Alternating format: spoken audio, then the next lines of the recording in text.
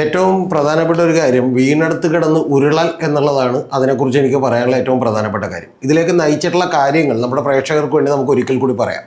നമ്മൾ വളരെ വിശദമായിട്ട് കഴിഞ്ഞ ദിവസം തന്നെ ഒരു വീഡിയോ ചെയ്തിരുന്നതാണ് ഈ മീഡിയ വൺ ദാവൂദിൻ്റെ കൈവെട്ടുമോ CPM എന്നുള്ള ഒരു വീഡിയോയിൽ.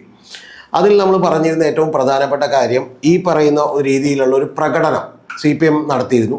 പ്രകടനം നടത്തുമ്പോൾ സാധാരണ ലോക്കൽ നേതാക്കന്മാരൊക്കെ ആവേശത്തോട് വിളിക്കുന്ന പോലെ തന്നെ ഇല്ലാ കഥകൾ പറഞ്ഞ് പ്രസ്ഥാനത്തിനെതിരെ വന്നാൽ ആ കൈകൾ ഞങ്ങൾ വെട്ടും എന്നാണ് പറഞ്ഞത്.